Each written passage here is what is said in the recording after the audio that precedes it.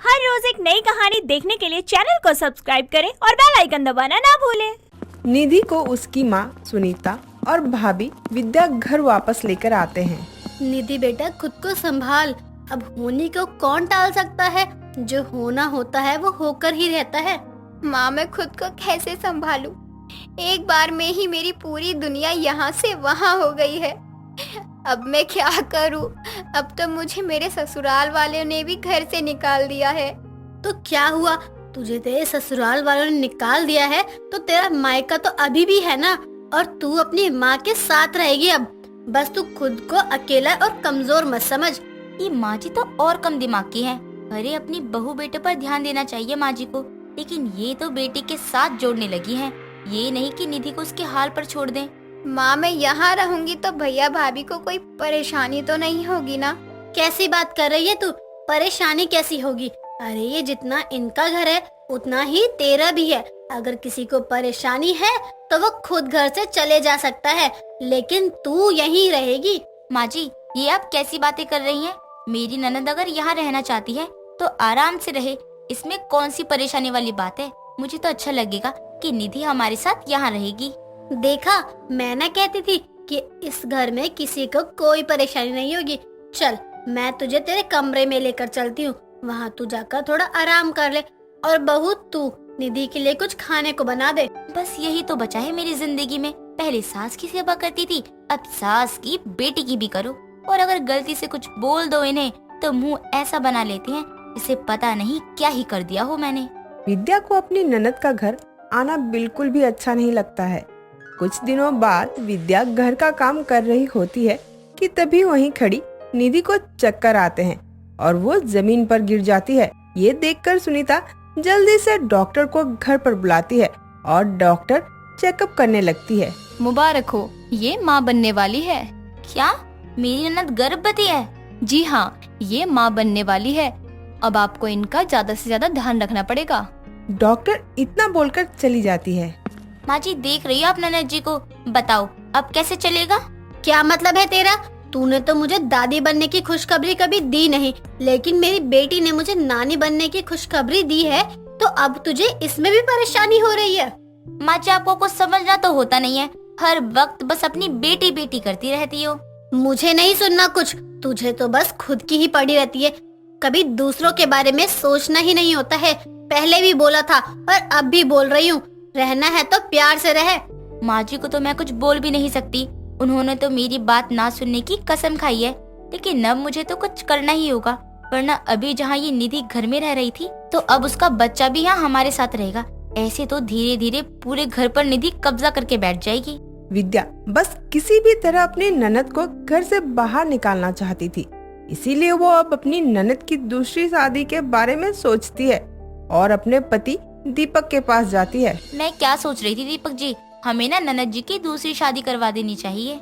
ये क्या बोल रही हो तुम विद्या? तुम सुन रही हो ना जो तुम बोल रही हो? अरे वो गर्भवती है, उसकी दोबारा से शादी कैसे हो सकती है? पागल वागल तो नहीं हो गई हो ना तुम? तो माँ बेटे और बेटी को तो मैं पागल ही लगती हूँ, लेकिन मैं पागल नहीं, समझदार हूँ। जो भी कुछ बोल रही हूँ ना, अपने लिए नहीं बोल रही हूँ, बल्कि अपनी गर्भवती ननद के लिए बोल रही हूँ। क्या मतलब नंद के लिए बोल रही हूँ? मैं कुछ समझा नहीं। देखो, अब मेरी बात ध्यान से सुनो। ननद जी की अभी उम्र ही क्या हुई है और इस उम्र में विधवा हो गई हैं वो। आप समझ रहे हो ना, उनकी आगे की पूरी जिंदगी में अब तक एक भी उजाले की किरण तक नहीं है। बात तो तुम सही कह रही हो, लेकिन अब हम क्या कर सकते हैं? अब भी देर नहीं हुई है।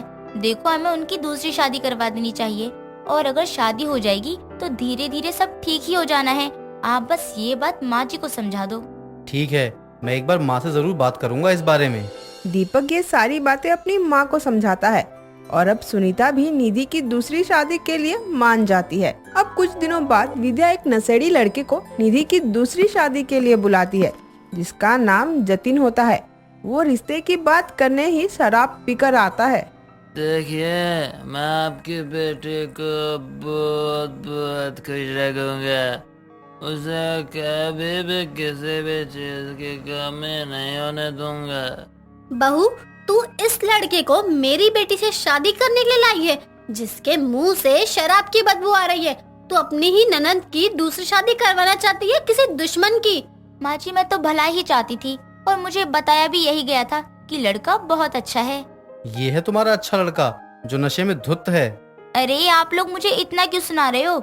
मैंने तो यही बोला था कि मेरी ननद के लिए अच्छे से अच्छा रिश्ता आना चाहिए, लेकिन आप लोग ये भी तो देखो ना, गर्भवती ननद की दूसरी शादी है ये। नहीं, मुझे गर्भवती होने से कोई मतलब नहीं है, बिल्कुल भी मतलब नहीं है यार। बस लड़की अच्छी होनी चाहिए। हम दोनों खाते पीते अपनी जिंदगी बिता लेंगे, वो खाती रहेगी और मैं पीता रहूंगा।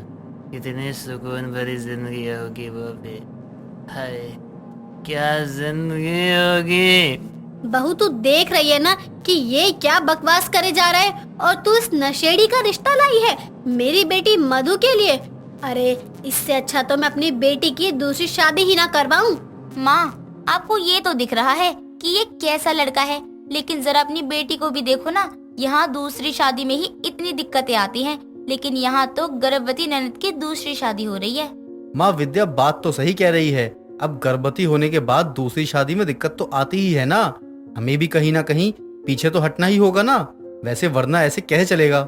माँ जी मैं ननद जी का बुरा नहीं चाहती हूँ, मैं बस इतना ही चाहती हूँ कि ननद जी का दोबारा से घर बस जाए और वो जहाँ भी रहें बस खुश ही रहें।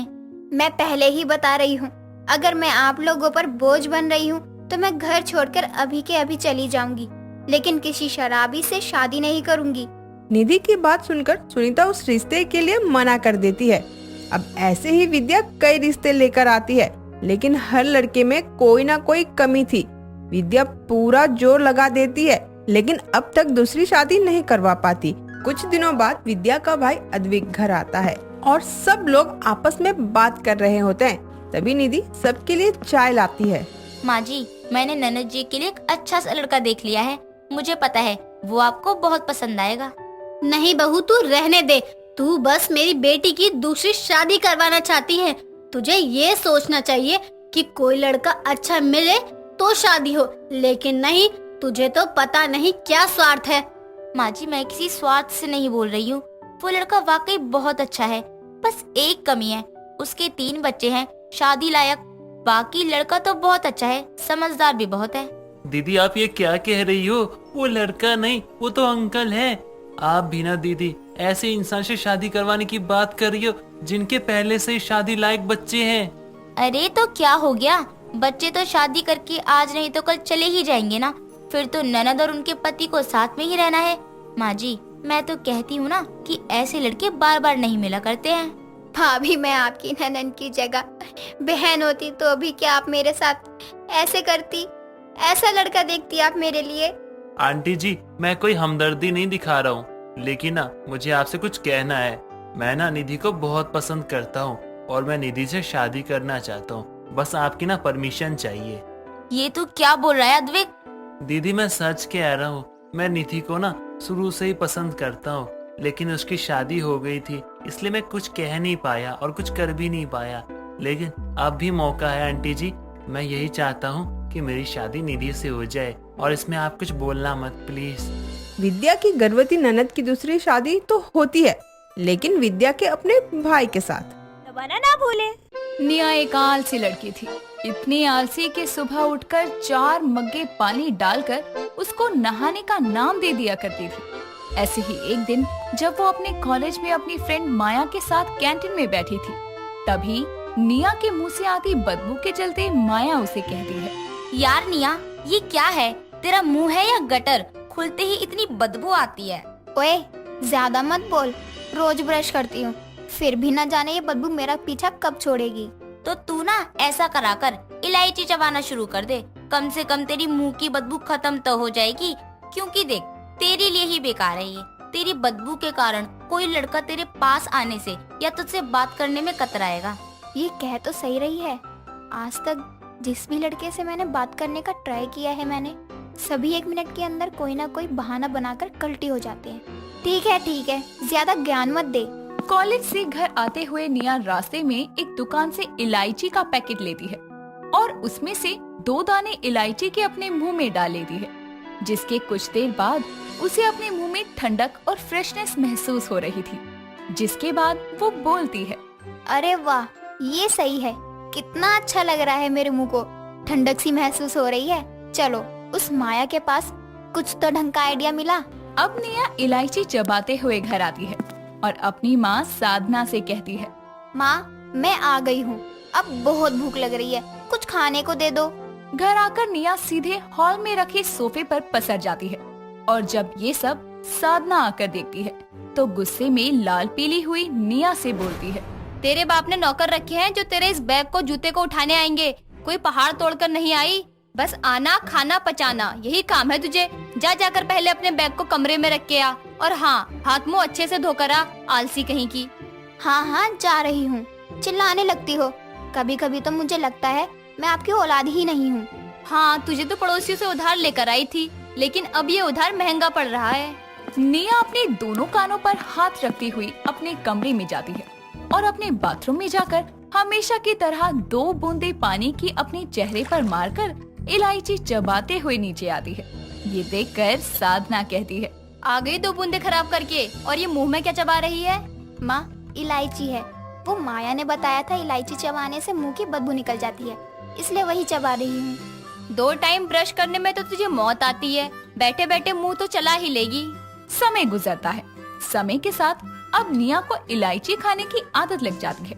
वो कॉलेज के लेक्चर के वक्त भी इलायची खाती रहती।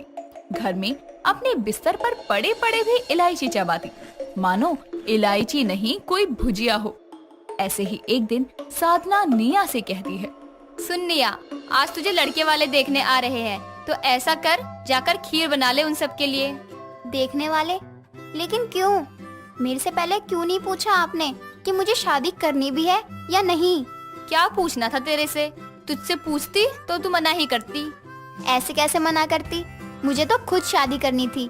मेरी सभी दोस्तों की हो गई है ऑलमोस्ट। उम्मीद ही थी इससे। मुझे लगा कहेगी कि मुझे पढ़ना है, लेकिन इस आलसी से क्या ही उम्मीद करूं? इसको इलायची चबाने के अलावा कुछ नहीं आता। निया इतना बोलकर जल्दी से नहा धोकर तैयार होकर रसोई में जाती है और खीर बना लेती है, जिसमें वो कूट कूट के सबसे पहले इलायची पाउडर डालती है और फिर खीर को सजाने के लिए ऊपर से इलायची अलग से डालती है। कुछ देर में किशन नाम का लड़का अपनी माँ देवकी के साथ साधना के घर आता है। साधना उनका अच्छे से स्वागत करती है, जिसके बाद सभी बैठकर बातें करते हैं। इतने में निया सबके लिए खीर लेकर आती है और साधना सबको खीर देती हुए कहती है। खाइए बहन जी, ये खीर खाइए। ये मेरी निया ने अपने हाथों से बनाई है। खाना वगैरह तो सब बना लेती है मेरी बेटी। बस बहन जी, एक घर संभालने वाली लड़की मिल जाए। एक माँ को अपने बेटे के लिए इससे ज्यादा कुछ नहीं चाहिए होता। दोनों माँ बेटी जैसे ही एक चम्मच खीर को खाते हैं, उसको वापस से टेबल पर रखते हुए कहते हैं। इतनी इलायची? जी, इलायची? ये सुनकर साधना भी एक चम्मच खीर खाती है और फिर उसको वापस रखते हुए कहती है। ये क्या, इतनी इलायची? निया, खीर दूध की बनाई है या इलायची की? वो माँ, आपको पता है ना मुझे इलायची खाना कितना पसंद है, इसलिए मैंने तो बस टेस्ट बढ़ाने के लिए डाला था। खीर में तो डलती ही है इलायची। अरे बेटा, इतनी नहीं डालते। चलो कोई नहीं, ये छोड़ो। अच्छा बेटा किशन, तुमको निया बेटी पसंद है? हाँ माँ, पसंद है। तो बहन जी, आप हमारी तरफ से तो रिश्ता पक्का समझिए। निया भी हाँ कर देती है और जिसके बाद दोनों परिवार वालों की रजामंदी से रिश्ता पक्का होता है और 2 महीने के अंदर ही निया संग किशन की शादी होती है और निया अपनी ससुराल में कदम रखती है, वो भी इलायची चबाते हुए। ये देखकर देवकी की पड़ोसन कहती है। अरे बहू, ये तेरा मुंह क्यों चल रहा है? कुछ खा रही है क्या? नहीं आंटी जी, वो मैं इलायची चबा रही थी। दांतों के लिए अच्छी रहती है। अच्छा, मुझे लगा गाय जैसी बहू लाए तो जुगाली कर रही है। निया अपने कमरे में चली जाती है। कुछ देर में वहाँ किशन आता है और बिस्तर पर घूंघट में बैठी निया का घूंघट उठाकर उसका चेहरा देखते हुए कहता है। आप आज कितनी खूबसूरत लग रही हैं। सच में मैं बहुत खुशकिस्मत हूँ कि मुझे आपके जैसी लाइफ पार्टनर मिली। मैं भी। इतना बोलकर निया और किशन अपनी शादी की पहली रात को एंजॉय करते हैं। अगली सुबह निया की पहली रसोई थी, तो वो तैयार होकर अपनी सास के सामने आकर कहती है। माँ जी, आज मेरी पहली रसोई है, तो क्या मैं खीर बना दूं? नहीं नहीं, मैंने तेरे हाथ की खीर चख ली है, तो खीर मत बना, कुछ तीखा बना ले खाने को, अच्छा सा, जिसको खाकर दिल खुश हो जाए। जिसको खाकर दिल खुश हो जाए, ऐसा क्या है? हाँ, याद आया। ठीक है माँ जी। निया रसोई में जाती है और बहुत सारी सब्जियों को काटकर वेज बिरयानी बनाने की तैयारी करती है, लेकिन वो बिरयानी में भी ज्यादा इलायची डालती है, वो भी खुशबू के लिए 1-2 नहीं, बहुत सारी इलायची। कुछ देर में सभी खाना खाने टेबल पर आते हैं और रसोई से खाने की खुशबू आते देखकर किशन अपनी माँ से कहता है, माँ, लगता है आज कुछ अच्छा बना है, खुशबू तो बहुत अच्छी आ रही है। हाँ बेटा, बस जो भी बना हो जल्दी आए, बहुत भूख लगी है मुझे। कुछ ही पलों में निया अपने पति और सास के लिए एक प्लेट में बिरयानी डालकर लाती है और अपने आगे बिरयानी देखकर देवकी कहती है, अरे वाह बिरयानी, बहू तूने तो दिल खुश कर दिया, बहुत ही ज्यादा भूख बढ़ गई है अब तो मेरी। हाँ, ये तो सही कहा, अब इंतजार नहीं हो रहा। तो आप दोनों को इंतजार करने को किसने कहा है? चलो शुरू हो जाओ। जैसे ही देवकी और किशन खाना खाना शुरू करते हैं तो उनके हर चम्मच में 2 से 3 इलायची के दाने आते हैं।